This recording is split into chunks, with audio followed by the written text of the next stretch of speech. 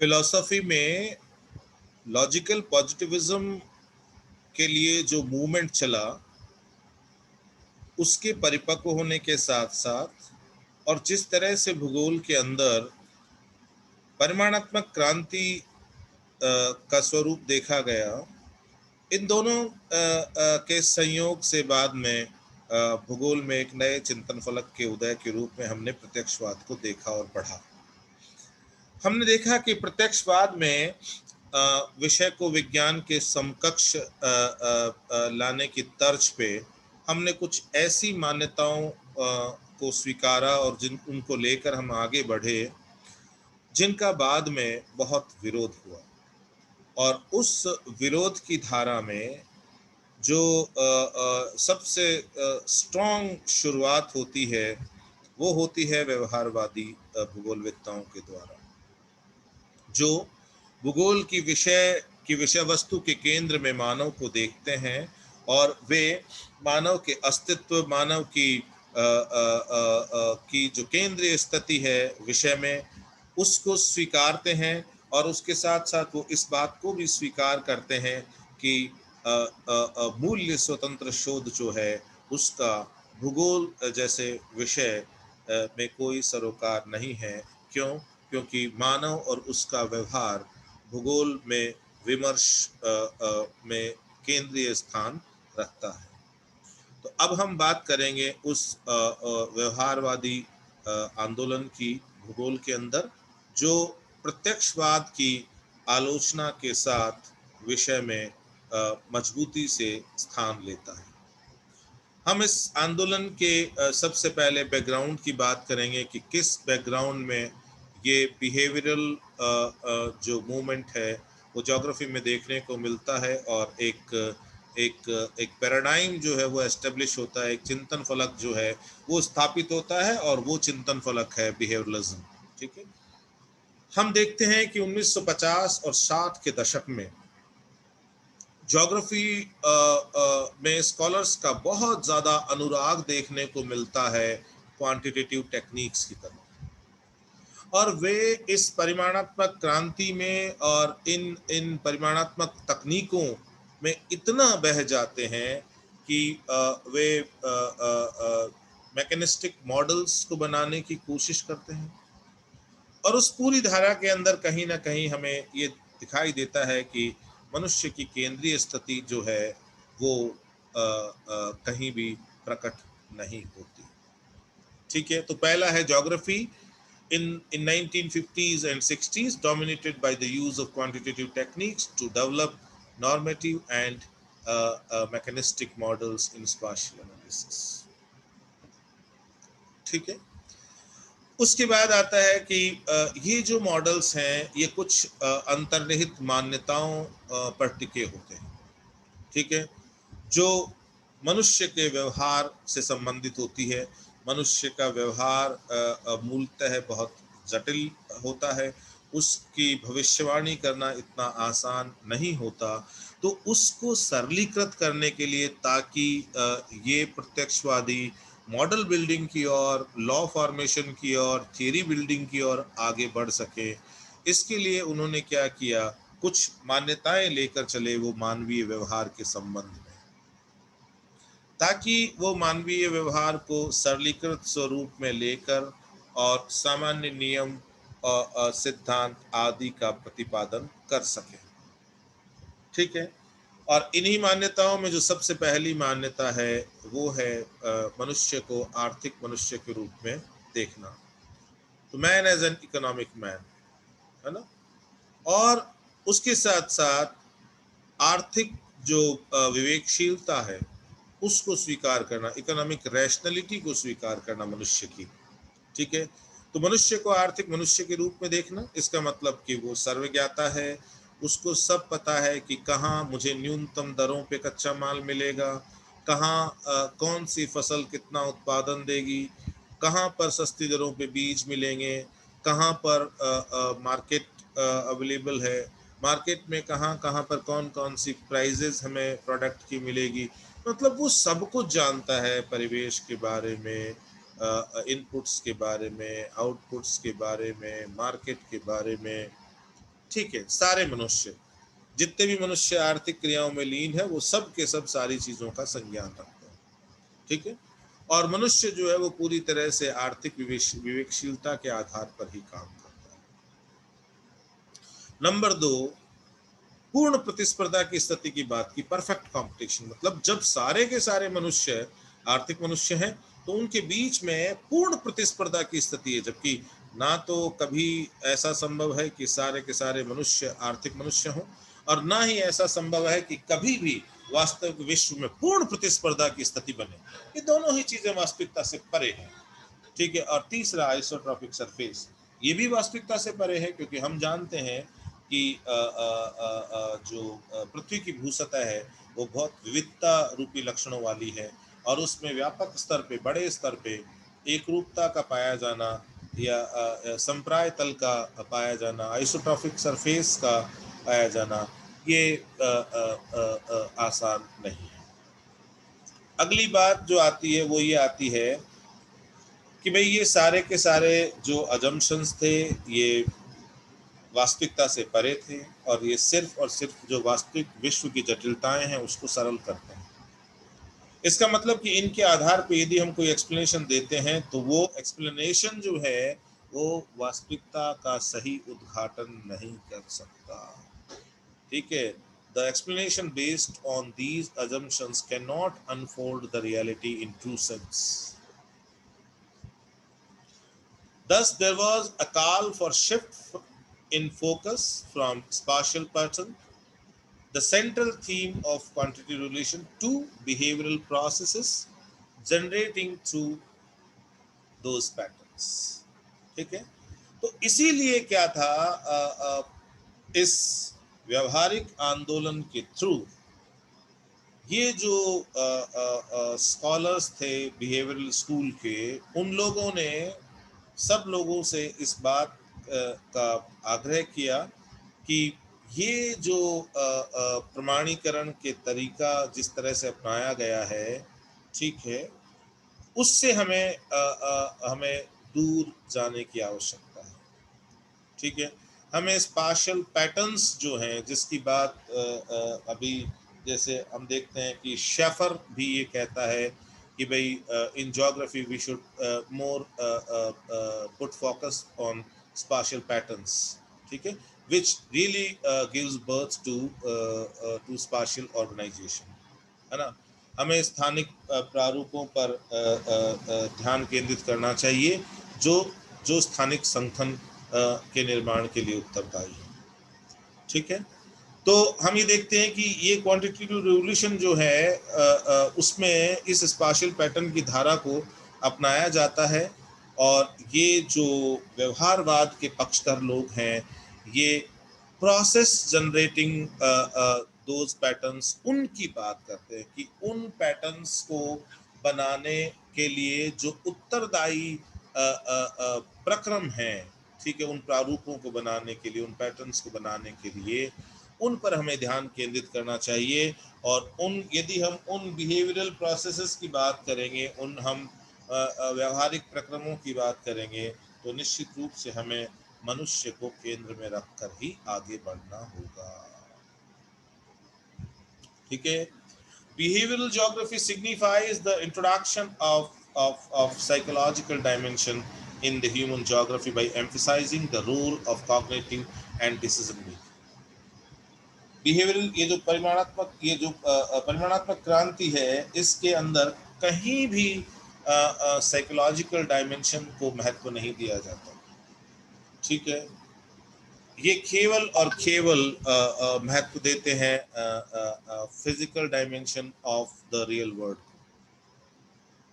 Behavioural school के लोग जो हैं वो इस जो साइकोलॉजिकल डायमेंशन है उसको ह्यूमन ज्योग्राफी में बहुत फोर्स के साथ इंट्रोड्यूस करते हैं। ठीक है, और वो इस बात पे फोकस करते हैं, इस बात पे जोर देते हैं कि भाई जो ह्यूमन बीइंग्स हैं उनका कॉग्निशन, उनका प्रसंज्ञान, उनकी सचेतना और डिसीजन मेकिंग जो है, ठीक है, वो इम्पोर्टेंट है, वो भूगोल में महत्वपूर्ण है, और ये मानव व्यवहार से जुड़े हुए पक्ष हैं। ये किससे जुड़े हुए पक्ष हैं? ये मानव व्यवहार से जुड़े हुए पक्ष हैं। इसीलिए हमें एक चीज बड़ी सुंदर दिखाई देती है जब हम देखते हैं परिमाणात्मक क्रांति और व्यवहारवाद को, तो हम देखते हैं कि परिमाणात्मक क्रांति और व्यवहारवाद में जो सबसे बड़ा अंतर है वो ये है कि विषय वस्तु को लेकर दोनों में दुराव है।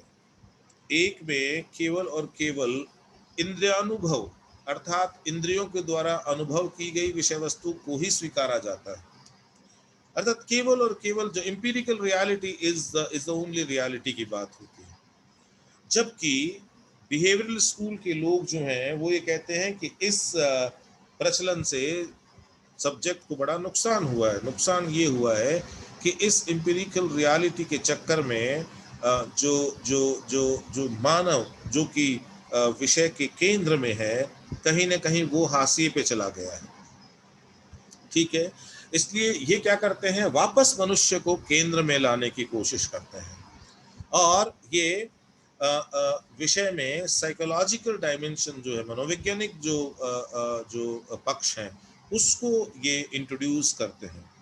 ठीक है, और उसी के कारण, क्योंकि एक दर्शन संबंधी ये जो बदलाव आता है, इसके साथ साथ में जो विधितंत्रीय परिपाटी है उसमें भी बदलाव आता है, और बहुत सारी जो साइकोलॉजिकल टेक्निक्स हैं उनको ये बिहेवियरल ज्योग्राफी के लोग हैं, ये विषय में अपनाकर और सामान्यकरण की तरफ आगे बढ़ने की बात करते हैं। ध्यान रखना, दोनों के दोनों, इवन प्रत्यक्षवादी जिस तरह से काम करते हैं साधारण नियम और सिद्धांतों के प्रतिपादन की धारा में, ठीक उसी प्रकार व्यवहारवादी भी ये प्रयास करते हैं कि विषय में सामान्य नियम प्रतिपादन की ओर आगे बढ़ा जा सके, सामान्य सिद्धांत प्रतिपादन की ओर आगे बढ़ा जा सके। हालांकि दोनों के जो विधितंत्रीय प्रारूप है उसके अंदर हमें थोड़ा बहुत अंतर दिखाई देता है। अब देखिए, हम आगे बात करते हैं। बैकग्राउंड से हमें एक बात समझ में आ गई कि किस तरह से माहौल बनता है ज्योग्राफी के डेवलपमेंट के लिए। ठीक है, और अब हम आगे बात करेंगे ये कि भाई ज्योग्राफी का डेवलपमेंट कैसे कैसे आगे बढ़ता है। उससे पहले हम यहाँ पर एक इम्पॉर्टेंट बात करेंगे, वो ये करेंगे कि जो बिहेवियरल ज्योग्राफी है ना, that grew as a developing criticism from within the quantitative movement. ये बहुत इंपॉर्टेंट है, ध्यान रखना। यदि व्यवहारवाद को आप बारीकी से समझना चाहते हो तो आपको ये समझना पड़ेगा कि ये व्यवहारवादी चिंतक जो हैं ये बेसिकली कौन थे। ये वो लोग थे जो इस क्वांटिटेटिव रिवोल्यूशन की धारा के अंदर ही थे, लेकिन सब्जेक्ट मैटर को लेके इनका जो कोर क्वांटिटेटिव मूवमेंट से जुड़े हुए लोग थे उनसे दुराव बढ़ता गया, उनसे दुराव बढ़ता गया। इसीलिए ये लाइन बहुत इंपॉर्टेंट हो जाती है कि behavioural geography grew as a developing criticism from within the quantitative revolution और क्वांटिटेटिव मूवमेंट। ठीक है, second, it did not question the basic goal of positivist research towards generalisation. ये बहुत इंपॉर्टेंट है कि इन्होंने जो जो प्रत्यक्षवादियों का मूल जो ध्येय था, ठीक है, सामान्यीकरण और सिद्धांत निर्माण, उससे ये लोग जो हैं उससे परहेज नहीं करते हैं। ये बिहेवियरलिस्ट उसको क्वेश्चन नहीं कर रहे हैं बल्कि उसको तो अपनाते हैं। ठीक है, और ये किससे डिससेटिस्फेक्शन दिखाते हैं, but dissatisfaction was with its assumptions और मेथड्स। तो जो जो जो असंतोष था ना, वो इनके द्वारा ली गई मान्यताओं और इनके द्वारा अपनाई गई विधियों से। तो ये बहुत इंपॉर्टेंट बात है, क्योंकि इसको यदि हम समझेंगे ना, तभी हमें ये बात अच्छी तरह से समझ में आएगी कि ह्यूमनिस्टिक डेवलपमेंट जो है वो कैसे बिहेवियरल डेवलपमेंट से अलग है, क्योंकि ह्यूमनिस्टिक डेवलपमेंट जो है ना, वो ट्रू सेंस में ये जो बेसिक गोल है पॉजिटिविस्ट रिसर्च का, जनरलाइजेशन और थियरी बिल्डिंग, वो इसके टोटली ऑपोजिट खड़ा होता है। मानवतावादी जो भूगोल के लोग हैं ना, वो ये जो प्रत्यक्षवादियों की एक एक एक मूल अवधारणा है कि वो सामान्य नियम प्रतिपादन और सामान्यकरण की बात करते हैं और उस तरफ आगे बढ़ते हैं, इस चीज का असली विरोध जो है वो मानवतावादी करते हैं। जो मानववादी चिंतक हैं वो इसका इसका विरोध करते हैं, ह्यूमनिस्टिक ज्योग्राफी इसका विरोध करती है। ठीक है। जो व्यवहारवादी भूगोल है उसका इस सामान्य नियम प्रतिपादन की जो धारा है उससे किसी तरह का विरोध नहीं है। उसका उसका विरोध या असंतोष है उन मान्यताओं से और उन मेथड से जिनमें मानवीय मूल्यों और मानवीय व्यवहार से संबंधित चीजों को दरकिनार किया गया है। ठीक है, उससे उनको तकलीफ है ना। तो अब देखिए, जब हम बात करते हैं इसके आगे डेवलपमेंट कैसे हुआ, तो हमें ये देखने को मिलता है कि भाई पुराना जो काम है कैंट का, ग्रेनो का, ठीक है, इवन इवन हम ये देखते हैं कि बिहेवियरल और ह्यूमनिस्टिक ज्योग्राफी दोनों के डेवलपमेंट में ये जो असली शुरुआत होती है वो तो बाद में होती है, लेकिन उसकी नींव पड़ती है कांट के काम से, रीटर के काम से, विदाल दी लब्लाश के काम से, जीन ब्रूम्स के काम से। ठीक है, तो वो जो ट्रेडिशंस चले आते हैं वहां से कहीं ना कहीं बिहेवियरल ज्योग्राफी और ह्यूमनिस्टिक ज्योग्राफी की हम रूट्स को ट्रेस कर सकते हैं। लेकिन इसका जो जो जो रियल डेवलपमेंट होता है वो होना शुरू होता है गिलबर्ट वाइट की जो स्टडी आती है फ्लड्स के ऊपर, जो बाढ़ के ऊपर अध्ययन आता है। रेकलेस जो है वो कहता है man is not neutral in interpreting the environment, कि मनुष्य को आप तटस्थ होके मत देखिए, आप उसको तटस्थ होके यदि आप देखोगे तो आप जिस तरह से वातावरण का बोध प्रस्तुत करोगे उसमें मानव जो है उसके परसेप्शन का कहीं कोई स्थान नहीं होगा। इसलिए वो कहता है कि man is not neutral in interpreting environment. पर्यावरण का वर्णन करने के संदर्भ में मनुष्य कभी तटस्थ नहीं हो सकता। अर्थात जो जो पर्यावरण का बोध है वो हमें अलग अलग मनुष्यों में अलग अलग देखने को मिलता है। कर्क जो है वो कहता है कि interpretation based on available information different for different people in different social economic and cultural background. ठीक है, तो उसका साफ साफ कहना है कि भाई this interpretation based on available information है ना, वो डिफर करता है। आप यदि ये देखते हो कि कोई सूचनाएं उपलब्ध है लोगों को और उसके आधार पर वो लोग जो हैं वो वर्णन करते हैं दशाओं का। ठीक है, तो जब वो सामाजिक आर्थिक और सामाजिक बैकग्राउंड जिससे वो आते हैं उसका इम्पैक्ट जो है वो उनके वर्णन में निश्चित रूप से दिखाई देगा, है ना। इसका मतलब ये हुआ कि लोगों के सामाजिक आर्थिक और सांस्कृतिक जो परिवेश है, ठीक है, उसमें भिन्नता जो है वो लोगों की जो अपना वातावरण है उसके प्रति जो दृष्टि है उसमें भिन्नता को जन्म देती है। और यही कारण है कि उनके इंटरप्रिटेशन हमें एक जैसे आते दिखाई नहीं देते। हम जब जूलियन वुलपर्ट के काम को देखते हैं तो उसने ही introduce the behavioural aspect in his research, the decision process in farming in central Sweden. मध्य स्वीडन में जो खेतों में जो निर्णय की प्रक्रिया है उस पर काम करते हैं जूलियन वुलपर्ट। तो हम ये देखते हैं कि फार्मर्स जो हैं वहाँ के स्वीडन के, ठीक है, वो वो वो ऑप्टिमाइजर की तरह काम नहीं करते, अधिकतम लाभ प्राप्त करने वालों की तरह काम नहीं करते, बल्कि वो सेटिस्फाइजर की तरह काम करते हैं। अर्थात अर्थात हमें वास्तविकता में उनकी जो निर्णय प्रक्रिया है उसमें ये दिखाई देता है कि अधिकतम लाभ की तरफ वो इंक्लाइंड ना होकर वो कहीं न कहीं संतोषप्रद स्थिति की ओर इंक्लाइंड रहते हैं। ऐसा एग्जाम्पल मैं कई बार देता भी हूँ कि जिस तरह मान लीजिए कि कुछ युवा जो है वो शहरी भागों भागों में अपने इंस्टीट्यूट से ट्रेनिंग लेकर अच्छे अच्छे हायर एजुकेशन इंस्टीट्यूट से लेकर जब वो अपने ग्रामीण परिवेश में घरों तक पहुंचते हैं और जब वो खेती में अमूलचूल परिवर्तन की बात करते हैं जिससे आय में अद्वितीय वृद्धि हो सकती है, तो उनके जो बुजुर्ग लोग हैं परिवार के, उनमें से कई बार आपको ऐसा दिखाई देता है कि कुछ बुजुर्ग हैं वो अक्षरशः उसको स्वीकार कर लेते हैं।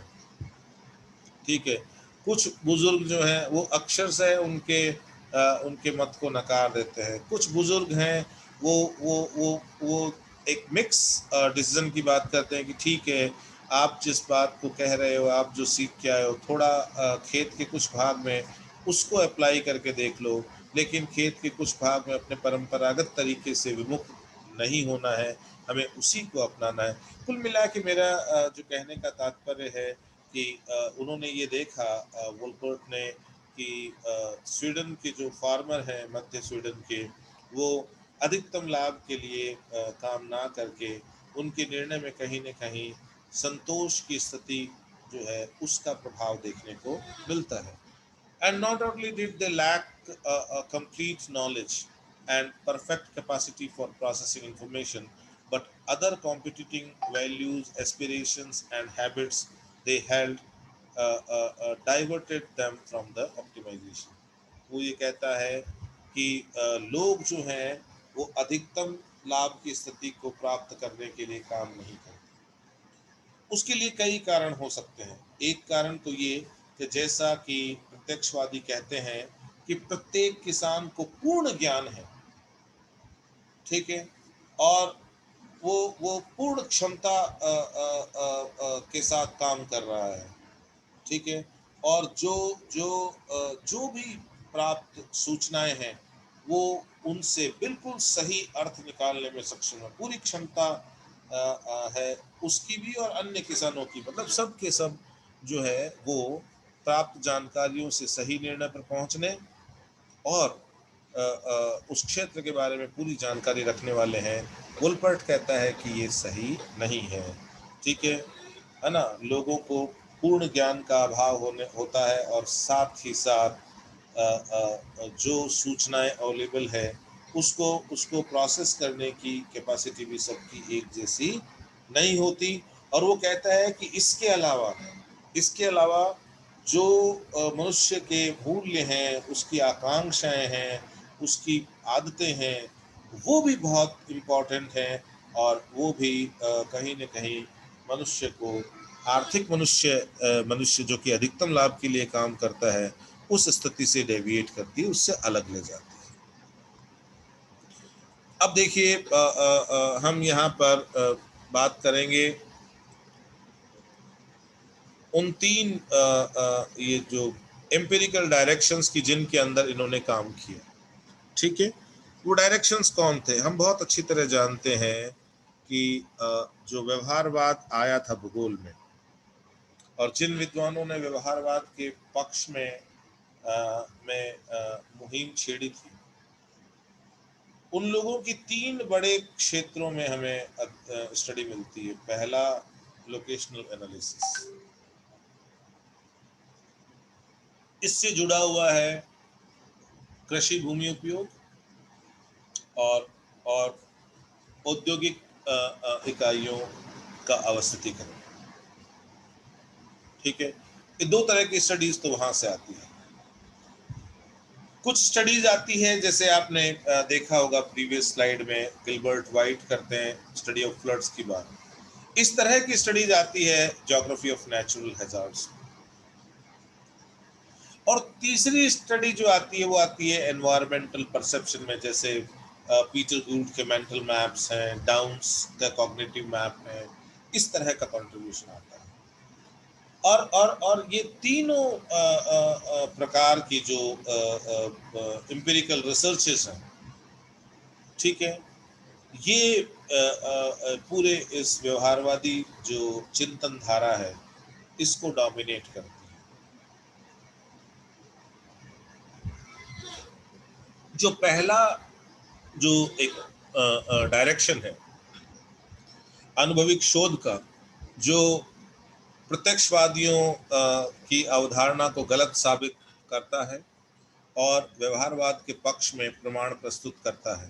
प्रमाण प्रस्तुत करता है मैं इसलिए बोल रहा हूँ क्योंकि ये सब के सब जिनकी हम ये तीन सामने दिखाई दे रहे हैं हमको, ये एम्पिरिकल ट्रेडिशंस हैं या एम्पिरिकल डायरेक्शन है, ये अनुभविक शोध आधारित है। और ये मैंने आपको बताया भी अभी कि परिमाण प्रत्यक्षवाद का जो चिंतन है उसमें और व्यवहारवाद के चिंतन के लिए जो समर्पित लोग हैं उनमें जो मूल अंतर है वो अंतर है उनके विषय वस्तु को लेकर जो बात की गई है उसमें मूल अंतर है जो मान्यताएं लेकर प्रत्यक्षवादी आगे बढ़ते हैं उसमें, ठीक है। बल्कि जो अनुभविक पद्धति है उसके द्वारा सामान्यीकरण की जो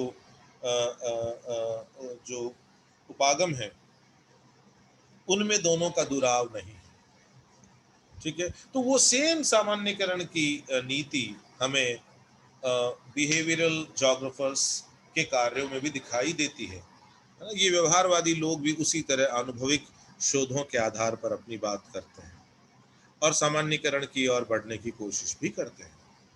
वुलपर्ट ये देखता है कि जो लोग हैं वो स्पाशियल कॉन्टेक्स्ट में जो निर्णय लेते हैं, ठीक है, उस निर्णय पद्धति में हमें कहीं भी ये देखने को नहीं मिलता कि लोग ऑप्टिमाइजर के रूप में व्यवहार दिखाते हों। अर्थात हम देखते हैं कि लोग अधिकतम लाभ की स्थिति प्राप्त करने के लिए सदैव लालायत नहीं रहते, बल्कि वो सेटिस्फाइजर की तरह टेंडेंसी दिखाते हैं। अर्थात वो कहीं न कहीं संतोष की प्राप्ति जो है उसका लक्ष्य भी उनके आर्थिक निर्णयों में स्पष्ट दिखाई देता है।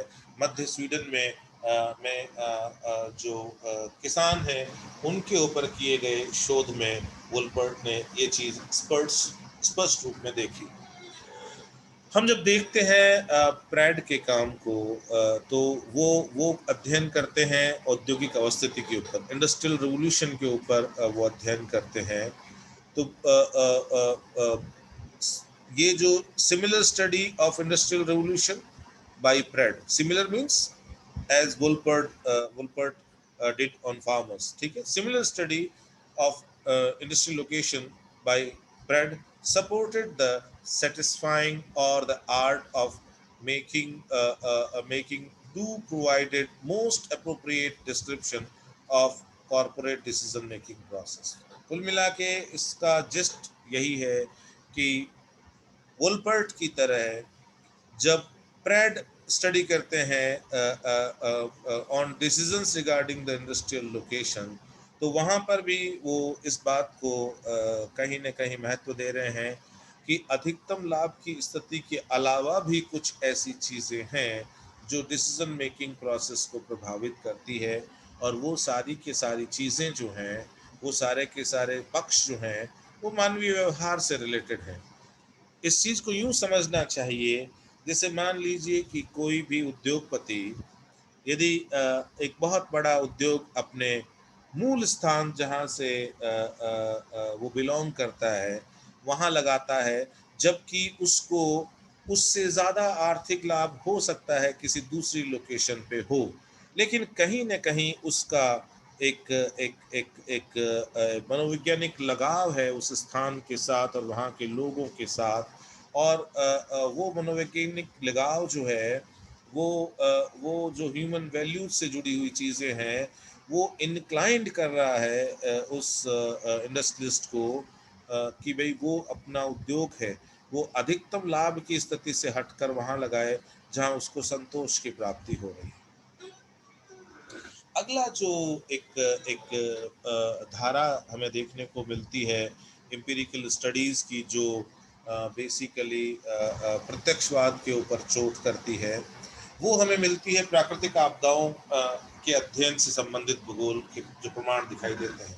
जैसे हमने देखा कि वाइट की स्टडी है, वो हमें फ्लड्स के ऊपर दिखाई देती है, और वो देखता है कि फ्लड्स जब आती है तो सभी जो लोग हैं जो वहाँ रह रहे होते हैं, उनकी निर्णय प्रक्रिया एक जैसी नहीं होती, और यदि वो सबके सब ऑप्टिमाइजर होते तो उनकी निर्णय प्रक्रिया एक ही अनिवार्यतः होनी चाहिए।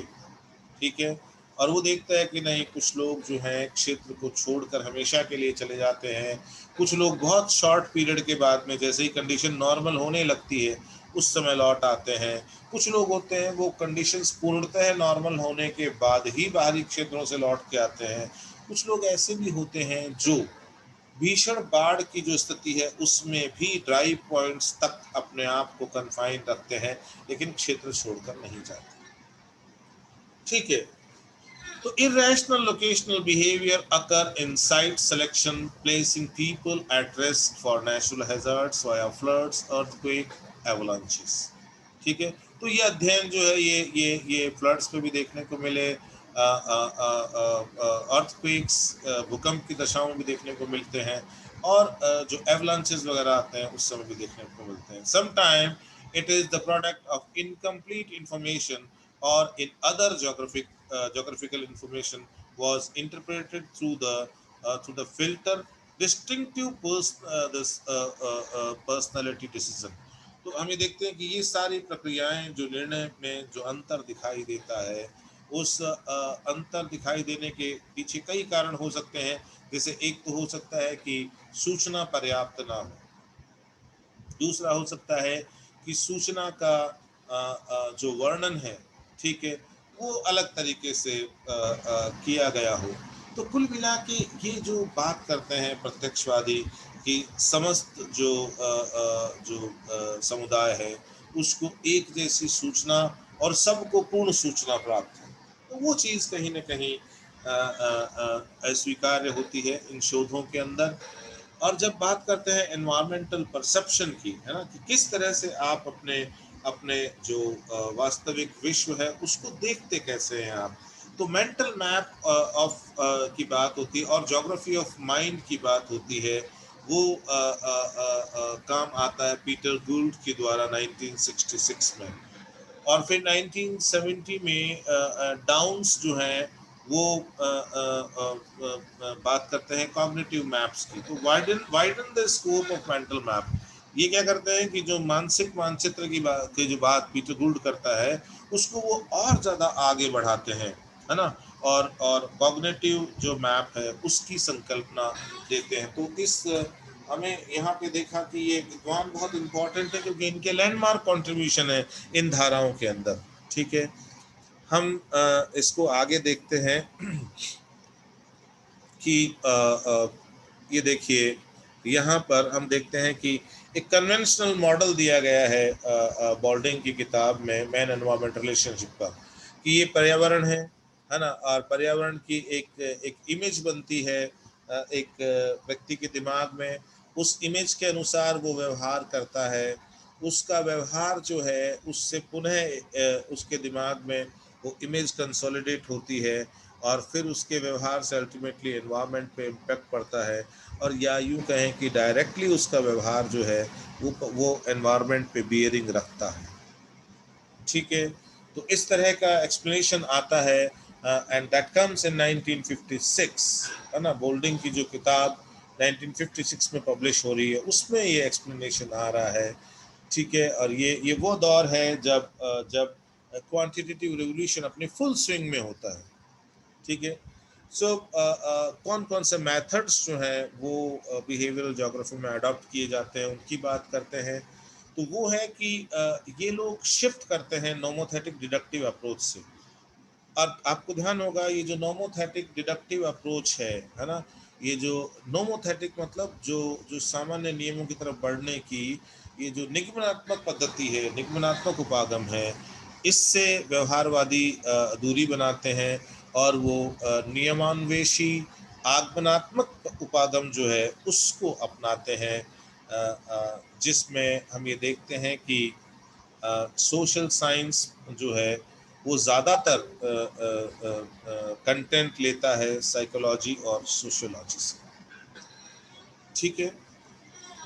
हाँ, और हमें यहाँ स्पष्ट दिखाई देता है कि यहाँ एक ये एक शिफ्ट है जो हम मेथोडोलॉजिकल शिफ्ट के रूप में देखते हैं प्रत्यक्षवाद से व्यवहारवाद के अंदर, ठीक है।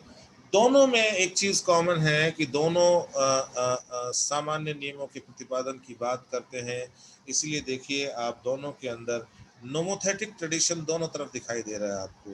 नोमोथेटिक डिडक्टिव ट्रेडिशन है वो अपनाया जाता है परिमाणात्मक क्रांति के लोगों के द्वारा। इसमें क्या होता है, उपागम बदल जाता है। नोमोथेटिक अप्रोच नहीं बदलती है, सामान्य नियम प्रतिपादन की उपागम में कोई बदलाव नहीं आता है। बस केवल और केवल क्या होता है कि वो निगमनात्मक उपागम से में नियमान्वेषी आगमनात्मक उपागम की तरफ बढ़ते हैं व्यवहारवादी।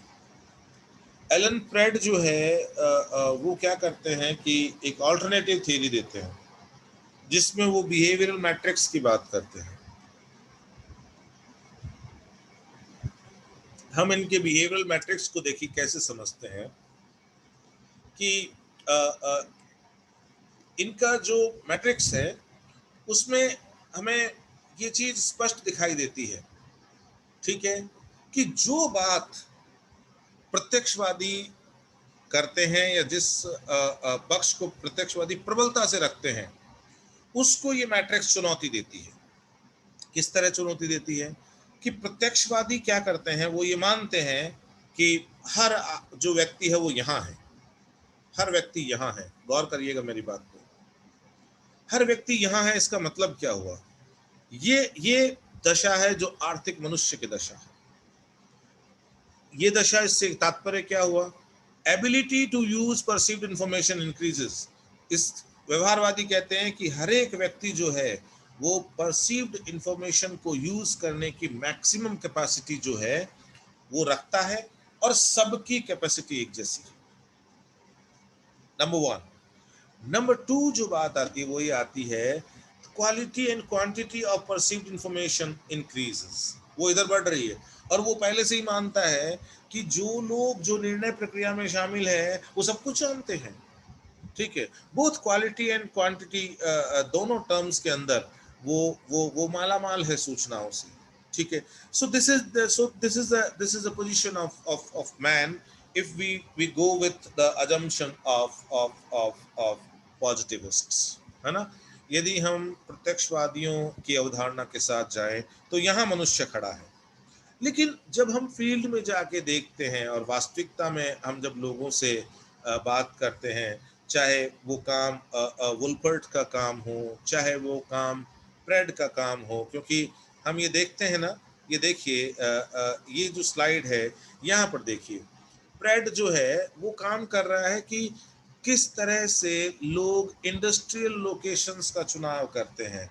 क्या इंडस्ट्रियल लोकेशंस का चुनाव करते वक्त क्या लोग जो हैं वो इस पोजीशन को दिखाते हैं, क्या सारे लोग इंडस्ट्रियल लोकेशन का जो निर्णय लेते हैं उसमें क्या उनके पास में सारी सूचनाएं होती हैं और क्या वो सारी सूचनाएं जो है उनको प्रोसेस करने की एक जैसी एबिलिटी रखकर क्या एक जैसा निर्णय लेते हैं, ठीक है। उसी अध्ययन वो जब उस तरह के अध्ययन जब ग्रासरूट लेवल पे किया जाता है एलन प्रेड के द्वारा, तो एलन प्रेड देखता है कि स्थिति ये है कि कोई यहाँ है, कोई यहाँ है, कोई यहाँ है, कोई यहाँ है। इसका मतलब जैसे मान लीजिए कोई यहाँ है BN1, ये कंडीशन है मान लीजिए किसी मनुष्य की, आपके शोध के अंदर किसी रेस्पोंडेंट की। इसका मतलब ये रेस्पोंडेंट वो है जो सूचना के संदर्भ में और सूचना की गुणवत्ता के संदर्भ में मालामाल है, ठीक है। But his ability to perceive information is very poor.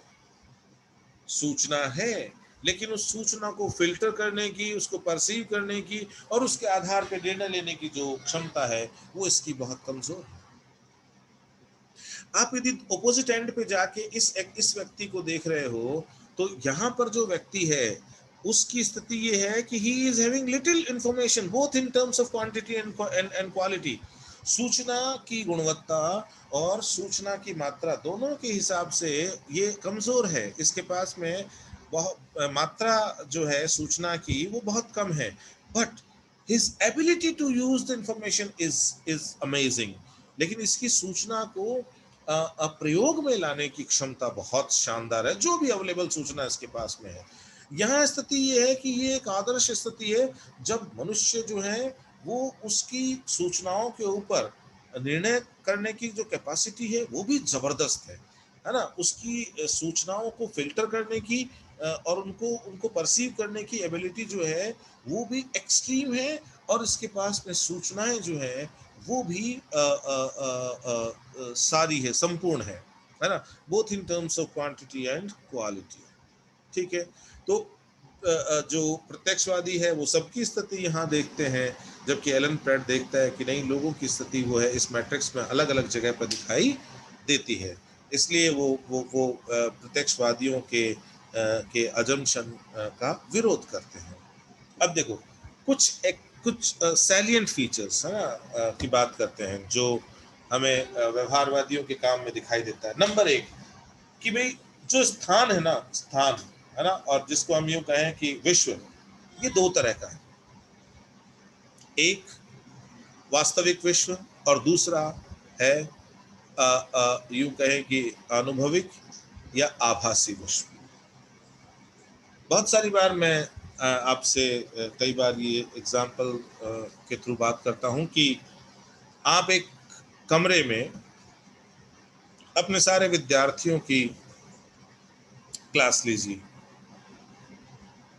उस कमरे की निश्चित दीवारें हैं, वहाँ पंखे भी लगे होंगे, कूलर लगे होंगे, एसी लगे होंगे, टेबल्स होंगी, बेंचेस होगी, हो सकता है छोटी मोटी सजावट हो, दीवारों का कलर होगा, छत की रूपरेखा होगी, है ना, प्रोजेक्टर हो सकता है, ओवरहेड प्रोजेक्टर हो सकता है, वाइट बोर्ड हो सकता है, ग्रीन बोर्ड हो सकता है, ब्लैक बोर्ड हो सकता है, एक गेट हो सकते हैं, 5 गेट हो सकते हैं, 2 खिड़कियां हो सकती है, 10 खिड़कियां हो सकती है ना। खिड़कियों में पर्दे हो भी सकते हैं, पर्दे नहीं भी हो सकते, एन नंबर ऑफ फैक्टर्स आते हैं। लेकिन वो वास्तविक है, वो जो है वो है। But if you take class and after the class if you'll give a white paper to say all suppose there are 30 students, आप सब 30 स्टूडेंट्स को white paper आप देकर और ये कहते हैं कि आपने जिस कमरे में कक्षा ली थी उस कमरे का, उस कक्ष का भौतिक वर्णन कीजिए। एक ही होने के बावजूद उसके 30 तरह के वर्णन सामने आते हैं। आप अच्छी तरह जानते हैं कमरा एक है, इसके बावजूद भी उसके 30 तरह के वर्णन सामने आते हैं। इसका मतलब जो परसीव्ड रियलिटी है, जो परसीव्ड वर्ड है, जो आपने परसीव किया है, दैट इज समथिंग डिफरेंट। वो भिन्न है, वो भिन्न भिन्न है। और व्यवहारवादी जो हैं वो इस परसीव्ड विश्व की बात करते हैं। हालांकि इस परसेप्चुअल रियलिटी को बहुत बढ़िया तरीके से ह्यूमनिस्ट अपनाते हैं। क्यों? क्योंकि ये लोग जो व्यवहारवादी है ये फिर इसके अंदर क्या करते हैं, सामान्यीकरण जो है उसको खोजते हैं। ठीक है,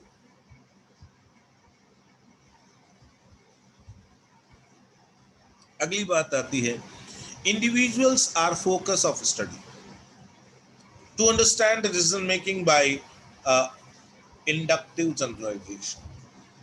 इसके अंदर हम क्या करते हैं कि व्यक्तिपरक अध्ययन पर बल देते हैं।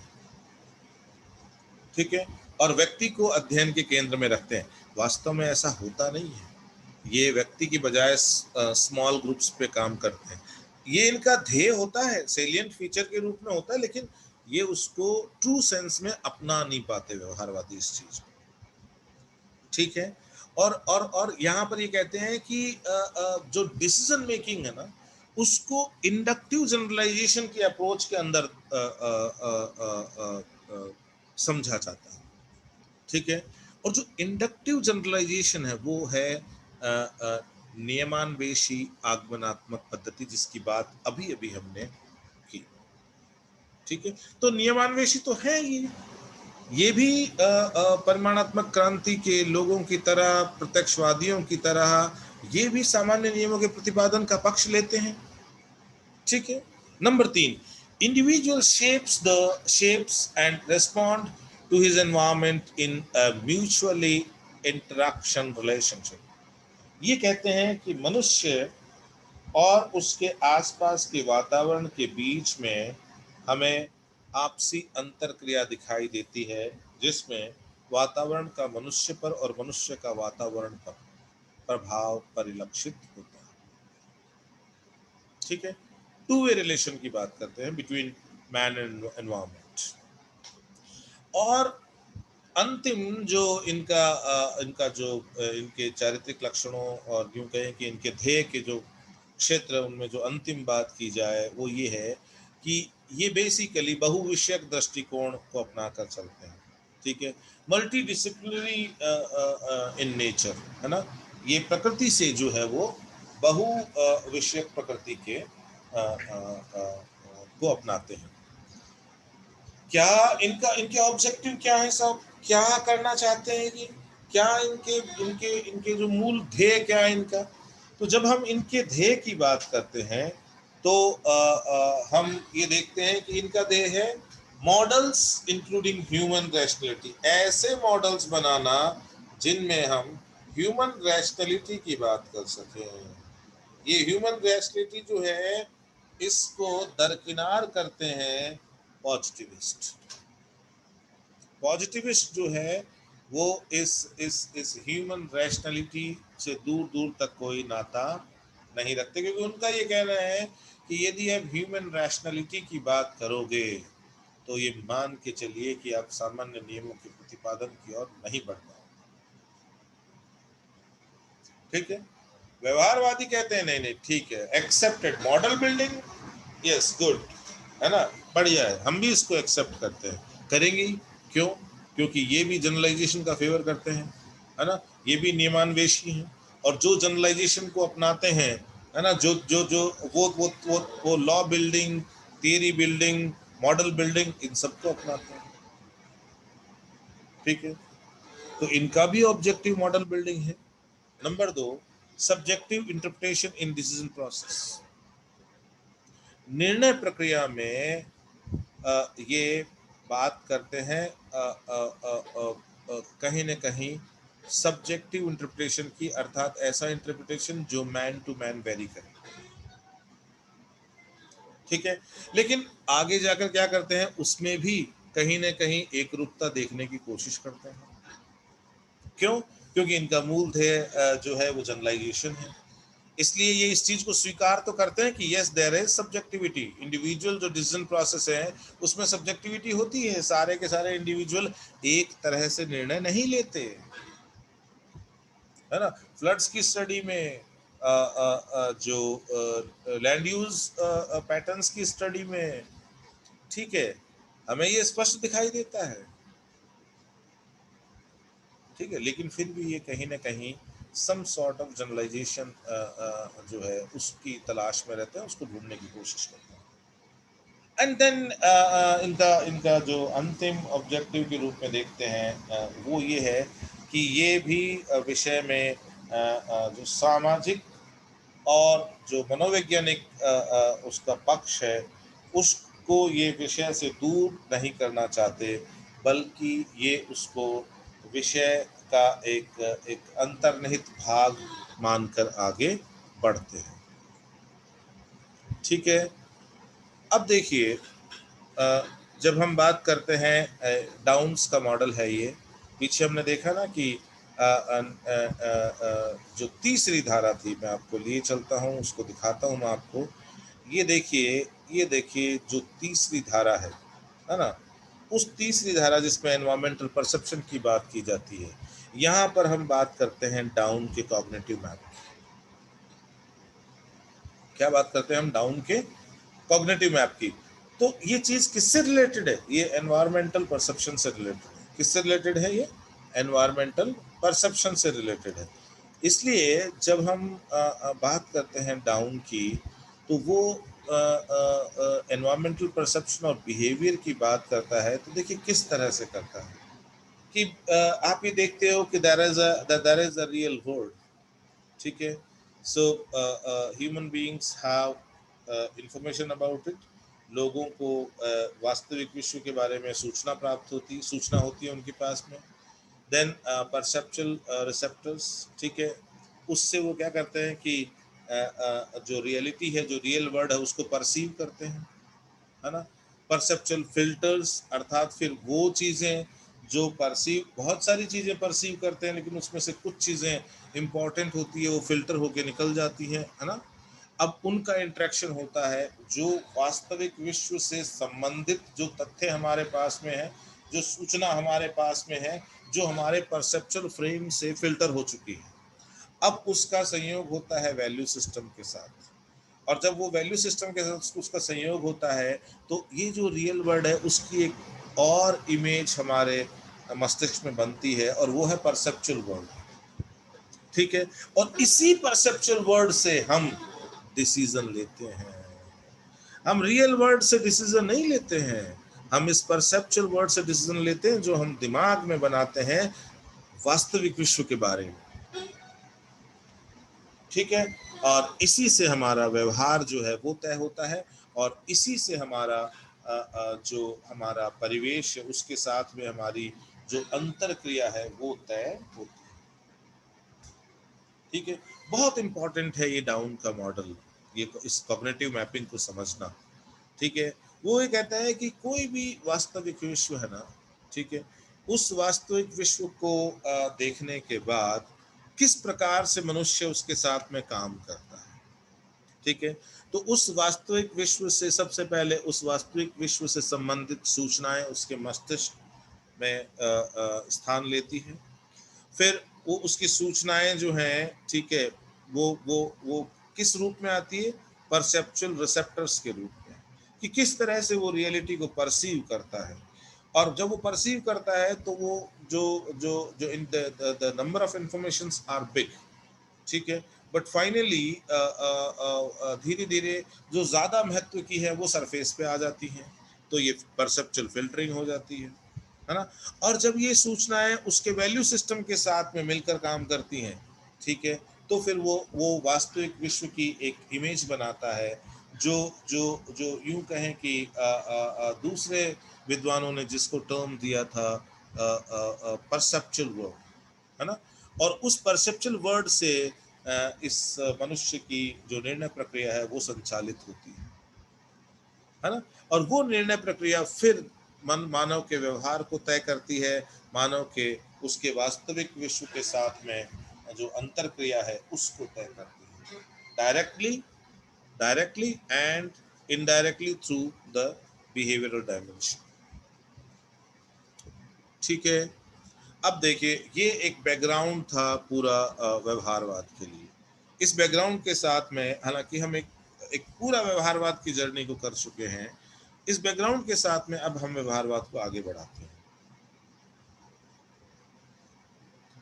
1970 का दशक आता है, और जब इन इन इन परिमाणात्मक क्रांति और प्रत्यक्षवाद से संबंधित जो जो चिंतन धाराएं हैं उनके प्रति असंतोष जो है वो व्यापक स्तर पर देखने को मिलता है, ठीक है। और उसी के परिणाम स्वरूप व्यवहारवाद का पैराडाइम जो है, बिहेवियरलिज्म का पैराडाइम है, वो हमें एस्टेब्लिश होता दिखाई देता है। हॉल्ट और जेनसन ये कहते हैं कि मानवीय भूगोल के विपरीत व्यावहारिक भूगोल मात्रात्मक क्रांति में आर्थिक मानव पर आधारित सिद्धांतों के प्रति असंतोष के कारण आलोचना का परिणाम है।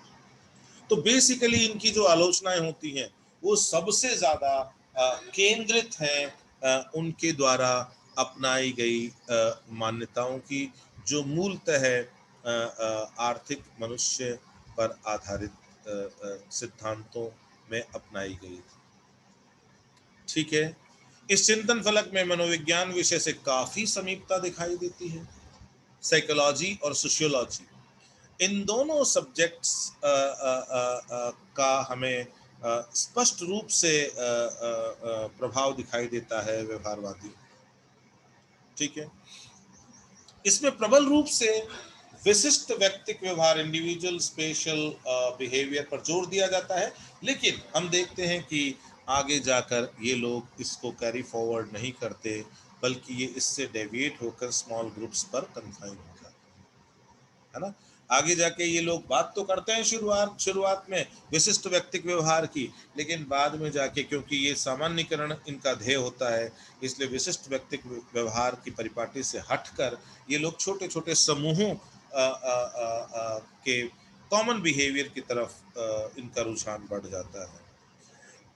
ये कहते हैं कि इसके अंतर्गत मनुष्य की परिज्ञानशीलता अर्थात कॉग्निशन, है ना, यह संज्ञान एवं उसके निर्णय लेने से संबंधित कारकों, फैक्टर्स अफेक्टिंग डिसीजन मेकिंग पर बल दिया जाता है।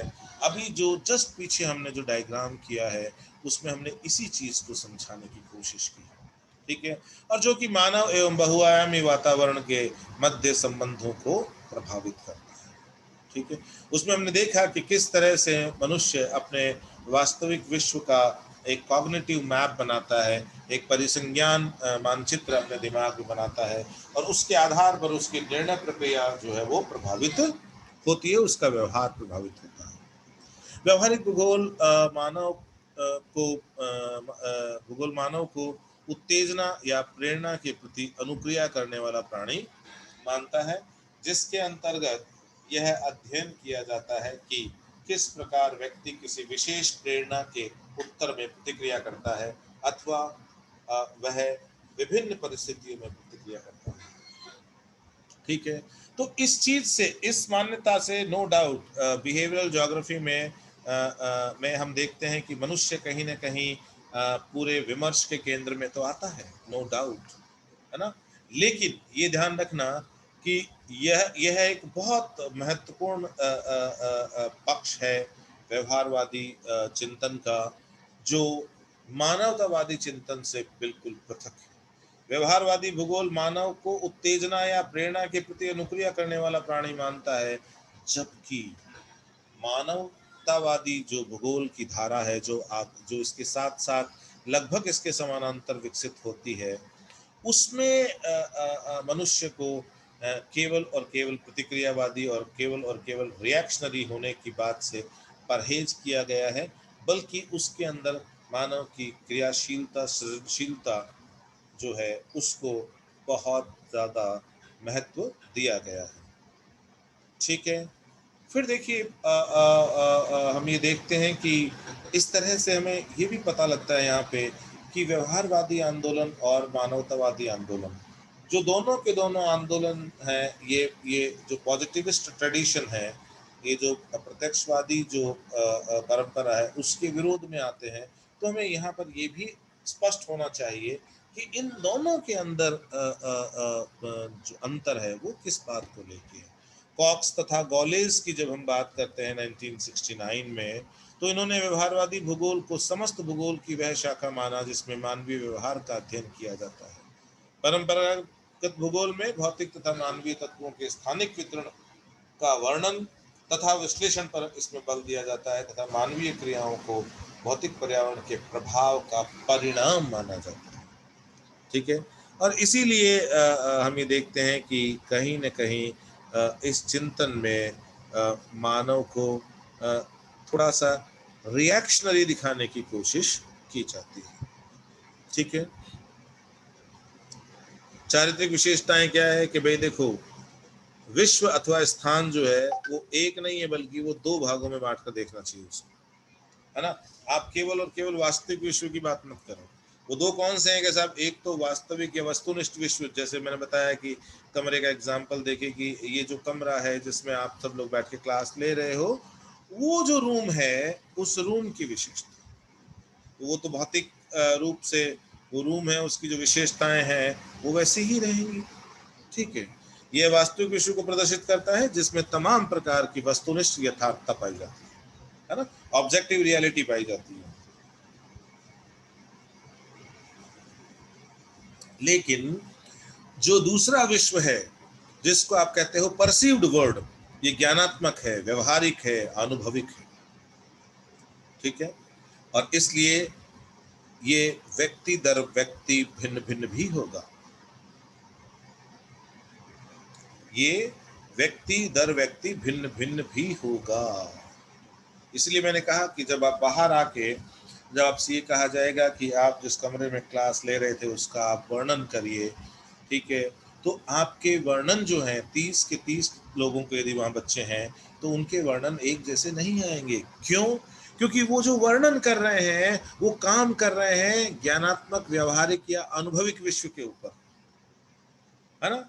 हमने डाउन्स के जो डायग्राम में देखा कि किस तरह से वो बात करता है कि जो रियलिटी है उसकी इमेज जो है वो आपके कॉग्निशन में बनती है, जिसमें रियलिटी से जुड़ी हुई सूचनाएं और आपका वैल्यू सिस्टम मिलकर काम करते हैं, ठीक है। इसके अंतर्गत वास्तविक विश्व का केवल वह भाग सम्मिलित किया जाता है जिसे व्यक्ति अनुभव करता है। वास्तविक विश्व बहुत विस्तारित है और ये बहुत छोटा है, क्योंकि ये वही है जो आपने जिसको महत्व दिया। व्यक्ति दर व्यक्ति व्यवहारिक और अनुभविक विश्व में अंतर पाया जाता है, जबकि वास्तविक विश्व समान रहता है। व्यवहारिक भूगोलवेत्ताओं के अनुसार मनुष्य सदैव व्यवहारिक और अनुभविक विश्व के आधार पर काम करता है, ठीक है। फिर हम देखते हैं कि जो 2 नंबर की बात आती है विशेषताओं में, वो ये आती है कि इसके अंतर्गत समूहों के स्थान पर व्यक्ति विशेष पर अधिक बल दिया गया है ना, समूह के स्थान पे निश्चित रूप से। क्योंकि जब हम प्रत्यक्षवाद की बात करते हैं वो तो सारे के सारे व्यक्तियों को एक जैसा लेकर और खाली समूह की बात करते हैं, है ना, कि सब के सब आर्थिक मनुष्य, तो सारा समूह आर्थिक मनुष्यों का है, ठीक है। ये व्यक्ति विशेष की बात करते हैं और करेंगे, क्योंकि देखो ये बात करते हैं परसीव्ड रियलिटी की, और परसीव्ड रियलिटी जो है ना वो इंडिविजुअल की होती है ना। ऊपर देखो परसीव्ड वर्ड की बात की ना, परसीव्ड स्पेस की बात की, वो परसीव्ड रियलिटी है ना। तो ये जो जो जो ज्ञानात्मक, व्यवहारिक या अनुभविक वास्तविकता की बात करते हैं ये लोग, और वो व्यक्ति विशेष होती है, वो इंडिविजुअल होती है, तो उसी पर बल दिया जाएगा। व्यवहारवाद चिंतन फलक के प्रवर्तक मनुष्य एवं वातावरण के मध्य पारस्परिक अंतर संबंध को स्वीकारते हैं, है ना। पारस्परिक अंतर संबंध, एक का दूसरे के ऊपर प्रभाव। गोल्ड के अनुसार मानव तथा पर्यावरण के बीच अंतर संबंधी क्रिया प्रतिक्रिया चलती रहती है, जिसके अंतर्गत मानव पर्यावरण में संशोधन करता है तथा पर्यावरण मानव की क्रियाओं को प्रभावित करता है। और ये है ए ट्रू सेंस, ये है बाई डायरेक्शन रिलेशनशिप, एक का दूसरे के ऊपर प्रभाव। व्यवहारवाद के अंतर्गत ये माना जाता है कि मानव अपने पर्यावरण को प्रभावित करता है तथा पर्यावरण की शक्तियों के प्रभाव के उत्तर में प्रतिक्रिया भी करता है, ठीक है। मानव एक सक्रिय एवं प्रेरित प्राणी है जिसके कार्य एवं निर्णय स्थानिक पर्यावरण के ज्ञान से संबंधित होते हैं, अर्थात वो रियल वर्ल्ड के बारे में कितना जानता है उसके आधार पे, और उसकी उसकी उन सूचनाओं को फिल्टर करने की क्षमता क्या है, उसके आधार पे मानव एक सक्रिय और प्रेरित प्राणी की भांति वो जो स्थानिक पर्यावरण है, ठीक है, उसके साथ अंतरक्रिया स्थापित करता है। इस चिंतन फलक में बहुआयामी प्रतिबिंब है, मल्टीडिसिप्लिनरी नेचर है इसकी, अभी भी हमने बात की थी इन सारी चीजों की। व्यवहारवाद का जो चिंतन फलक है उसकी स्थापना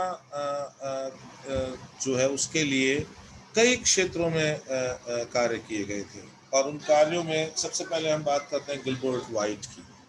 इन्होंने बाढ़ के संदर्भ में मानव के समायोजन जो है उसमें जो भिन्नता पाई जाती है उसको उद्घाटित किया। जैसे मैंने आपको उदाहरण दिया था कि बाढ़ आने पर कुछ व्यक्तियों का या कुछ व्यक्ति समूहों का वहाँ से हमेशा के लिए चले जाना, कुछ का जल्दी लौट कर आ जाना, कुछ का देरी से लौट के आना, कुछ का बाढ़ के दौरान भी उसी क्षेत्र में ड्राई पॉइंट वाले एरियाज में रहना। विलियम कर्क की स्टडी आती है, इन्होंने व्यवहारिक मॉडल प्रस्तुत किया जिसमें इस बात पर बल दिया कि समय तथा स्थान के संदर्भ में एक समान पर्यावरणीय स्थिति में रहने वाले विभिन्न सामाजिक और आर्थिक, सांस्कृतिक व प्रजातीय पृष्ठभूमि के लोग एक ही प्रकार की सूचना पर भिन्न भिन्न व्यवहार दर्शाते हैं, है ना, चूंकि वे इस सूचना के भिन्न भिन्न अर्थ निकालते हैं। ठीक है। तो कर्क की स्टडी साफ बताती है कि भाई एक जैसे वातावरण है, उसके बावजूद भी यदि अलग अलग समुदाय का हम अध्ययन करें जहाँ पर भौतिक वातावरण एक जैसा है, तो उनकी वातावरण के साथ में समायोजन की जो परिपाटी है वो एक जैसी नहीं है। और वो एक जैसी नहीं होने का कारण ये है क्योंकि वो अलग अलग तरीके से क्या करते हैं कि वो जो सूचनाएं हैं उनका अर्थ निकालते हैं। ठीक है। तो ये डिपेंड करता है कि उनके पास सूचना कितनी है, उनको उन सूचनाओं को इस्तेमाल करने की योग्यता कितनी है, ये सारी बातें उसमें बहुत महत्व रखती है। यदि हम इसको संज्ञान में नहीं लें तो प्रत्यक्षवादियों की तरह यदि हम सोचें तो हमारा ये मानना होगा कि सारे के सारे एक जैसे भौतिक वातावरण में यदि मनुष्य रहते हैं पृथ्वी के अलग अलग भागों में, तो फिर उन सब की जो अपने वातावरण के साथ में अंतरक्रिया की जो कोटि होगी वो समान होगी। ठीक है। उनका उनका जो जो जो जो रिलेशनशिप है अपने सराउंडिंग के साथ में वो एक जैसा होगा। साइमन की स्टडी आती है और ये देखते हैं कि संतोष या संतुष्टि मॉडल देते हैं जिसमें मानते हैं कि मनुष्य आर्थिक मनुष्य की तरह व्यवहार नहीं करता है। मनुष्य तो संतोष के लिए काम करता है। ठीक है। मनुष्य की आर्थिक क्रियाएं इस बात पर निर्भर करती है कि वे किस प्रकार की क्रियाओं से उसे संतोष की प्राप्ति होती है ना। पूरी तरह से उसको केवल और केवल आर्थिक आधार पर नहीं समझा जा सकता। अतः उसने पाया कि अध्ययन क्षेत्र में मनुष्य आर्थिक मनुष्य के रूप में व्यवहार ना करके स्थानिक संतुष्टि वाले मनुष्य के रूप में व्यवहार करता है। ठीक है। फिर देखिए इसी तरह की स्टडी आती है जूलियन वुलपर्ट की, और वो स्थानिक परिप्रेक्ष्य में निर्णय लेने की प्रक्रिया जो है decision making process in special context, इसकी बात करते हैं मध्य स्वीडन के किसानों पर शोध के द्वारा। और वो ये देखते हैं कि किसान अधिकतम लाभ की स्थिति प्राप्त करने की आदर्श दिशी स्थिति को प्राप्त करने की स्थिति में नहीं होते, है ना। ज्यादातर किसान अधिकतम लाभ की स्थिति को प्राप्त नहीं कर पाते हैं। ठीक है। तो किसानों की भिन्न भिन्न लाभ प्राप्त करने की स्थितियां तथा अधिकतम लाभ प्राप्त करने की स्थिति से उनकी दूरी अर्थात उनका विचलन, इसके लिए वुलपर्ट ने किसानों की सूचना संवर्धन की भिन्न भिन्न क्षमता और उनके मूल्य और आकांक्षाओं आदि को उत्तरदायी माना। ठीक है। और यदि हम प्रत्यक्षवादियों की बात करें, पॉजिटिविस्ट की बात करें, तो वो तो ये कहेंगे कि all farmers have the equal opportunity to access to information. सबको एक जैसे अवसर हैं सूचनाओं की प्राप्ति के, सबको सारी सूचनाएं प्राप्त है, सबका उन सूचनाओं को फिल्टर करने का स्तर एक जैसा है, सब उन सूचनाओं के साथ में अधिकतम लाभ की प्राप्ति के लिए एक जैसा काम करते हैं। जबकि उसने कहा नहीं, ऐसा देखने को नहीं मिलता। ठीक है। और उसने माना कि किसानों की जो सूचना संवर्धन है, ठीक है, उसकी स्थिति समान नहीं बल्कि भिन्न भिन्न होती है, उसकी क्षमता भिन्न भिन्न होती है, उनके मूल्यों में अंतर पाया जाता है, उनकी आकांक्षाओं में अंतर पाया जाता है। ठीक है। और यही उसने कहा मूल मूल कारण है कि जितने हमने किसानों पर अध्ययन किया वो समस्त किसान जो है वो अधिकतम लाभ की स्थिति को प्राप्त नहीं कर पा रहे हैं। एलन ट्रेड जो है उन्होंने भी अपनी बिहेवियरल मैट्रिक्स दी थी। ठीक है। और औद्योगिक अवस्थिति से संबंधित अध्ययन किया। प्रेड की जो मैट्रिक्स है उसमें एक अक्ष जो है उसके ऊपर तो क्या करते हैं कि सूचना की मात्रा और गुणवत्ता दिखाते हैं। ठीक है। और दूसरी अक्ष पर ये दिखाते हैं कि किस तरह से उन सूचनाओं को जो प्रयोग करने की क्षमता है, ठीक है, वो आगे बढ़ती है। ठीक है। और उसके आधार पे वो ये बताते हैं कि भाई अलग अलग जो डिसीजन मेकर्स हैं वो उस पूरी मैट्रिक्स में अलग अलग तरह से बिखरे हुए हैं। यदि वो सब के सब आर्थिक मनुष्य होते तो वो सब के सब राइट बॉटम कॉर्नर पर उनकी स्थिति दिखाई देती। पीटर गूल्ड जो है उसका मेंटल मैप आता है की संकल्पना देते हैं और वो ये बताते हैं कि मनुष्य जो है, ठीक है, वो वास्तव में वास्तविक अथवा वस्तुनिष्ठ विश्व के आधार पर व्यवहार नहीं करता, बल्कि वो उस परसीव्ड वर्ड, उस अनुभविक, उस व्यवहारिक विश्व पर काम करता है। ठीक है, जिसका परसेप्चुअल फ्रेम वो तैयार करता है ना। ठीक है, रियल वर्ल्ड सबके लिए एक जैसा है, लेकिन उसके बावजूद भी एक ही समय में उस रियल वर्ल्ड का परसेप्चुअल इमेज बनाने वाले जो अलग अलग व्यक्ति हैं, उनके दिमाग में उस परसेप्चुअल वर्ल्ड की इमेज अलग अलग बनेगी। ठीक है, केट्स जो हैं वो बाढ़ के मैदानों के अध्ययन करते हैं और वो देखते हैं कि बाढ़ के मैदानों वाले क्षेत्रों में अध्ययन में वो ये पाते हैं कि भाई व्यवहार जो है वो उसमें एक रूपता नहीं मिलती है। तो बाढ़ के मैदानों वाले क्षेत्रों के अध्ययन किया और बाढ़ मैदान प्रबंधन कार्यक्रमों में उन्होंने भाग लिया। अपने बाढ़ प्रभावित क्षेत्रों में व्यक्तियों के व्यवहार पर शोध के आधार पर केट्स ने बताया कि मनुष्य वास्तव में अनुकूलतम और आदर्श स्थिति से परे भिन्न भिन्न रूप से व्यवहार करता है ना। सबका जो रिएक्शन है बाढ़ के प्रति वो एक जैसा नहीं है। ठीक है, और व्यवहारवादियों की जब हम आलोचना की बात करते हैं तो देखिए कि हम ये देखते हैं कि अध्ययन की इकाई वो एकाकी व्यक्ति को मानकर चलते हैं जिसके आधार पर किसी भी सामान्य नियम और सिद्धांत का प्रतिपादन संभव नहीं है। ठीक है, लेकिन फिर भी ये नियम और सिद्धांतों का प्रतिपादन करते हैं। क्यों? क्योंकि ये क्या करते हैं कि इस एकाकी जो व्यक्ति को लेकर चलने की बात तो करते हैं, लेकिन वास्तव में फिर ये छोटे छोटे समूहों पर केंद्रित हो जाते हैं। फिर देखिए आप, व्यवहारवादियों ने भी अन्य चिंतक फलकों के समान मात्र भौगोलिक तत्वों, तथ्यों और परिघटनाओं के वर्णनात्मक विश्लेषण या वर्णन करने तक ही अपने आप को सीमित रखा और तात्कालिक जो मानव समस्याएं हैं उन पर उनका दृष्टिकोण नहीं दिया। और यही कारण है कि व्यवहारवादी जो है वो क्रिटिकल रिवोल्यूशन में आगे जाकर क्या करते हैं, वो आलोचना का शिकार होते हैं, क्योंकि वो इस बात को कहते हैं उनके विरोधी लोग कि ये फिर विषय की विषय वस्तु को स्वरूपित करने और उसको प्रयोग में लाने, इंटरप्रेट करने तक सीमित रह जाती है बातें। मानवीय जो सरोकार है, सामाजिक सरोकार है, वो हमें व्यवहारवादी पर जो उपागम है उसमें दिखाई नहीं देता। तीसरा देखिए, इसमें अधिकांश आंकड़े प्रयोगशाला में जानवरों पर किए गए प्रयोगों पर आधारित थे। इसका कारण भी ये है, क्यों? क्योंकि ये साइकोलॉजिकल एक्सपेरिमेंटेशन में बिलीव करने वाले लोग हैं। ठीक है, और इन्हीं जो जो ये जो जानवरों पर जो प्रयोग किए जा रहे हैं उनके ऊपर जो प्रयोग के रिजल्ट आ रहे हैं उनको वो अप्लाई कर रहे हैं किसके ऊपर? मनुष्यों के ऊपर। ठीक है, तो इसको तर्क संगत रूप में स्वीकार नहीं किया जा सकता।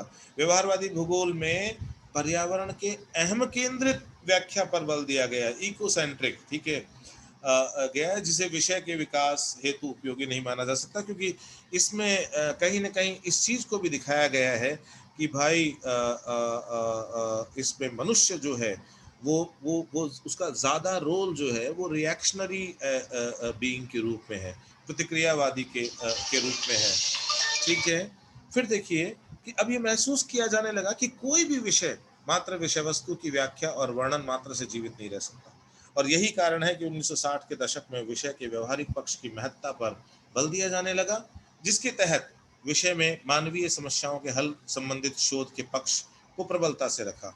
और इसी दृष्टि के साथ विषय में आगे बहुत सारे चिंतन आए थे। कुछ क्रिटिसिज्म और हैं जिनकी भी बात हम यहाँ कर लेते हैं जो व्यवहारवाद से संबंधित है। वो ये है कि biases in content towards urban topics and towards developed countries. ये एक बहुत बड़ी कमी थी कि व्यवहारवादियों का जो अध्ययन है वो ज्यादातर अर्बन एरियाज पे कंसंट्रेट था। वो ज्यादातर नगरीय क्षेत्रों में ही अपना अध्ययन जो है उसको प्रस्तुत कर रहे थे। और दूसरा कि उनका अध्ययन जो है वो केवल विकसित समाजों के ऊपर था। नंबर 2 आती है the terminology and concepts are loosely defined, है ना। बहुत सारी इसमें जो शब्दावलियां हैं उनको बहुत ज़्यादा अच्छे से, बहुत ज़्यादा वेल डिफाइंड फैशन के अंदर वो लोग नहीं दिखाते हैं। ठीक है, realities are not directly observable, है ना। ये कहते हैं कि भाई जो वास्तविकता है उसको सीधे ऑब्जर्व नहीं किया जा सकता, जबकि हम वास्तविकता को सीधे भी ऑब्जर्व कर सकते हैं और अप्रत्यक्ष रूप से भी ऑब्जर्व कर सकते हैं। Gap between theory and practice, है ना। इनके जो सिद्धांत हैं उनमें और इनके जो एप्लीकेशन है उनमें हमें कुछ अंतर दिखाई देता है।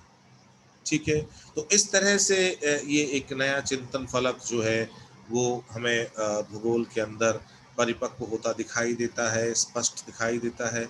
और बाद में इस बात को लेकर कि भाई इस चिंतन में हमें मानवीय समस्याओं से सरोकार थोड़ा कम दिखाई देता है। तो इसी कारण से धीरे धीरे आने वाले समय में जो क्रिटिकल रेवोल्यूशन की दूसरी ब्रांचेस हैं, उनके द्वारा ये चिंतन जो है वो छायांकित होता है, और नए तरह के चिंतन आने वाले समय में radical geography, welfare geography, humanistic geography आदि के रूप में हमें विषय में स्थान लेते दिखाई देते हैं।